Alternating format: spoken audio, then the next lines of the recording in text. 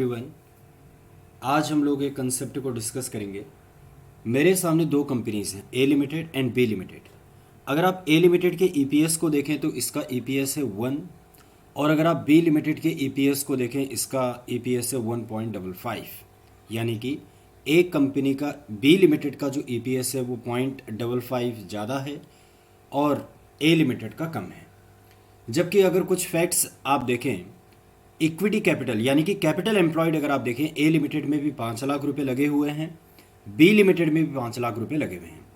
तो ये जो डिफरेंस आ रहा है ईपीएस में ये क्यों आ रहा है? तो थोड़ा हम फैक्ट्स को देख लेते हैं। अगर मैं ए लिमिटेड की बात करूं, ए लिमिटेड में इक्विटी कैपिटल यानी कि इक्विटी शेयर कैपिटल हमने लगाया है 5 लाख रुपए। डिवेंचर्स की अगर मैं बात करूं, ए लिमिटेड में किसी भी तरह का डेट नहीं है। कैपिटल एम्प्लॉयड हो गए यहाँ पे 5 लाख रुपए। बी लिमिटेड की अगर हम बात करें, बी लिमिटेड ने भी 5 लाख रुपए लगाए हुए हैं, लेकिन इसमें 50% इक्विटी से हमने अरेंज कर रखा है और 50% हमने डेट से अरेंज कर रखा है। अब आगे की कैलकुलेशन देखते हैं।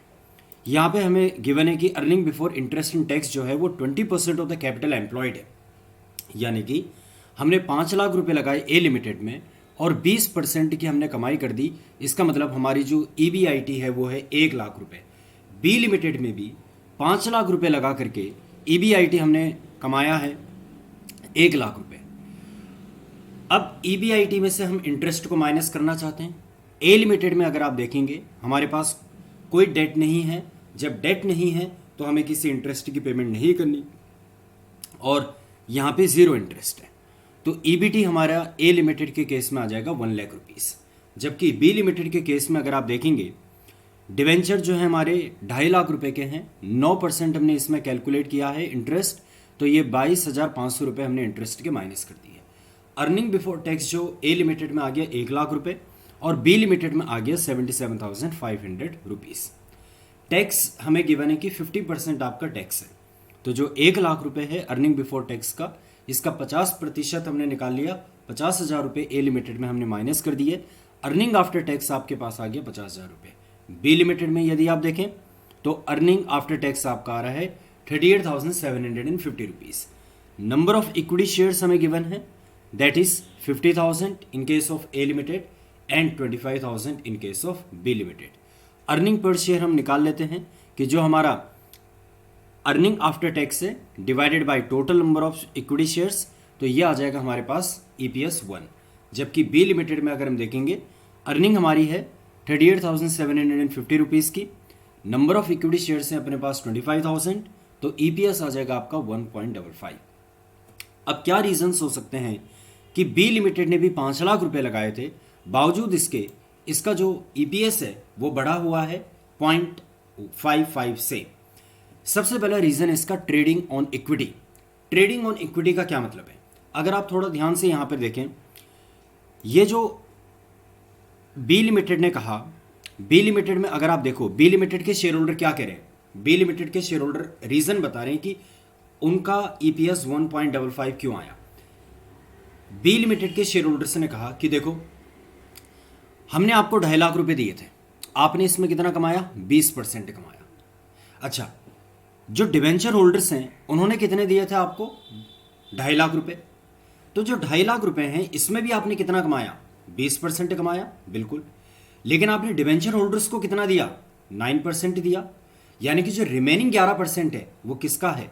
वो equity share holders of B limited का है। ऑन दी अदर हैंड अगर आप ए लिमिटेड में देखें, कोई डिवेंचर होल्डर्स नहीं थे।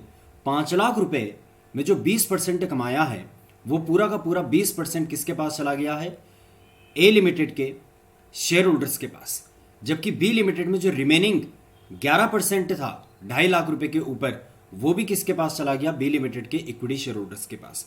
तो इसको हम टेक्निकली कहते हैं ट्रेडिंग ऑन इक्विटी। यानी कि ट्रेडिंग ऑन इक्विटी का क्या मतलब हो गया, इसको मैंने एक्सप्लेन भी कर रखा है। In case of B limited 50% of the total capital, ये जो 5 लाख रुपए का 50% है यानी कि 2.5 लाख रुपए, is financed by debt carrying 9% interest, whereas return of capital employed is 20%. Hence, there is a benefit of cheap debt financing in the hands of B Limited. तो पहले रीजन आपको समझ आया होगा कि 1.55 होने के पीछे क्या रीजन है, कि जो रिमेनिंग 11% है 2.5 लाख रुपए के ऊपर, इनको तो आपने डिवेंचर होल्डर को तो 9% दे करके टरका दिया, लेकिन जो 11% बचा हुआ है वो किसके खाते में जाएगा? Equity share holders of B limited के खाते में। ठीक है, दूसरा क्या रीजन हो सकता है ये 1.55 आने के पीछे? Tax saving. टैक्स सेविंग का क्या मतलब है जी? यहां पे देखो, the amount of income tax payable by B limited is less than A limited. यहां पे टैक्स को जरा आप देखो, 50% जो मैंने कंप्यूट किया है, ए लिमिटेड के केस में आता है 50,000 रुपए, बी लिमिटेड के केस में आता है 38,750 रुपए। ऐसा क्यों हुआ? Because interest on debenture is regarded as an expenditure while computing the taxable income. जब मैंने अर्निंग बिफोर टैक्स निकाला है तो आप देखें मैंने इंटरेस्ट माइनस कर रखा है 22,500 रुपए, जो 2.5 लाख रुपए के ऊपर 9% का इंटरेस्ट था। इंटरेस्ट एक तरह का खर्चा है, और जब भी हम टैक्सेबल इनकम निकालते हैं तो हम अपने खर्चों को माइनस कर देते हैं। तो 22,500 एक खर्चा है, खर्चा माइनस करने के बाद एक तरीके से हमें 22,500 के ऊपर जो अदरवाइज टैक्स जाता उस टैक्स की सेविंग हो गई, और जब टैक्स की सेविंग हो गई तो फिर वो अपनी पॉकेट में वो अमाउंट आएगा ना। तो इस वजह से बी लिमिटेड के इक्विटी शेयर होल्डर्स को 22,500 रुपए के ऊपर अदरवाइज जो टैक्स जाता उसका बेनिफिट भी मिल चुका है। ठीक है जी। तीसरा क्या रीजन हो सकता है? Number of equity shares. अगर आप यहां पर देखें, ए लिमिटेड के पास जो नंबर ऑफ इक्विटी शेयर्स हैं यानी कि वो हैं 50,000, जबकि बी लिमिटेड में 25,000 है। क्या मतलब हुआ जी इसका? जब कम लोग हैं तो कम लोगों में अगर हमें कोई चीज़ बांटनी है तो वो ज़्यादा बटेगी, और जब ज़्यादा लोग हैं, ज़्यादा लोगों में हमें कोई चीज़ बांटनी है, सिमिलर चीज़ बांटनी है, तो वो हर एक के रेशियो में कम आएगा। तो बी लिमिटेड के पास जो number of equity share holders हैं वो कम हैं। इस वजह से क्या हो गया कि यहाँ पे इनका ईपीएस बढ़ गया। तो कभी भी जब एजीएम वगैरह होती है, एनुअल जनरल मीटिंग होती है, और कंपनी अगर शेयर होल्डर्स के पास प्रपोजल लेकर के जाती है कि हम इक्विटी शेयर्स इशू करना चाहते हैं, तो जनरली इक्विटी शेयर होल्डर्स मना करते हैं। क्यों? क्योंकि जब number of equity share holders बढ़ेंगे तो उनका अर्निंग पर शेयर कम होने लगेगा। तो ये मेन 3 रीजंस हैं जिस वजह से एक कंपनी में आपको बढ़ा हुआ ईपीएस दिख रहा है, जबकि सिमिलर कैपिटल एम्प्लॉयड होने के बावजूद दूसरी कंपनी में आपको घटा हुआ ईपीएस नजर आ रहा है। तो ये मेन रीजंस हैं। Thank you so much.